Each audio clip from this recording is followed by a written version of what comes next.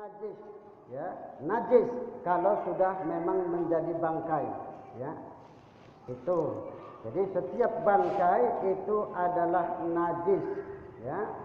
Terkecuali apa? Terkecuali dua bangkai dan dua darah. Nabi Muhammad sallallahu alaihi wasallam bersabda, "Uhillat lana," ya. "Uhillat lana maitatani wa damani as-samak wal jarad." As-samak wal jarad, ya, wal kabid wat tihal. Ada dua bangkai, ya. Jadi dihalalkan bagi kita dua bangkai dan dua darah, ya. Dua bangkai ini adalah as-samak wal jarad, bangkai ikan, kemudian belalang, ya, belalang. Bangkai ikan dan belalang. Jadi kalau ada ikan yang mati kalau belum busuk nian, boleh kita masak, kita makan. Itu, ya, halal. Belalang halal. Lalu dua darah itu apa? Hati dan limpa, ya. Wal qabid wat tihal, yaitu hati dan limpa. Itu dua darah yang dihalalkan, ya. Jadi ada dua bangkai yang dihalalkan dan dua darah yang dihalalkan. Itu, yakni bangkai ikan dan bangkai apa tadi? Belalang. Kemudian darahnya dua darah, yakni hati dan limpa. Itu. Jadi bangkai darat, ya, kalau dia sudah mati, ya, itu termasuk najis, terkecuali memang yang sudah disembelih secara syar'i, ya, itu. Manusia, kalau dia meninggal, manusia tidak najis, ya. Baik rambutnya, baik tulangnya, baik itunya tidak najis. Yang namanya manusia itu tidak najis, ya.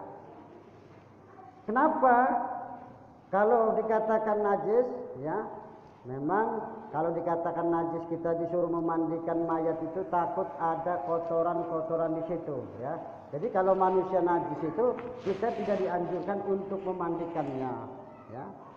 Karena manusia itu tidak najis, maka kita dianjurkan kalau ada yang meninggal dunia kita untuk memandikannya, ya, dimandikan, dibersihkan, takut ada kotoran atau najis-najis yang tertinggal, ya, itu.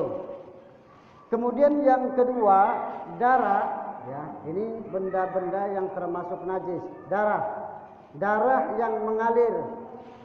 Darah yang mengalir, ya, baik itu di binatang darat, ya, atau kita misalkan mungkin kena luka, ya, mengeluarkan darah yang banyak, maka darah itu termasuk najis, ya, harus dibersihkan, ya.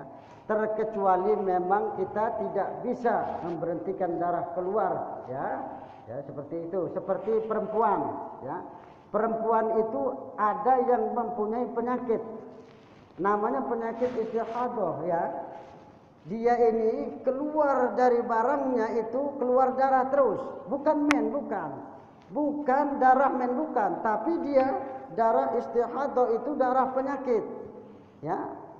Darah ini tidak berhenti, ya, keluar terus dari alat kemaluan perempuan, ya.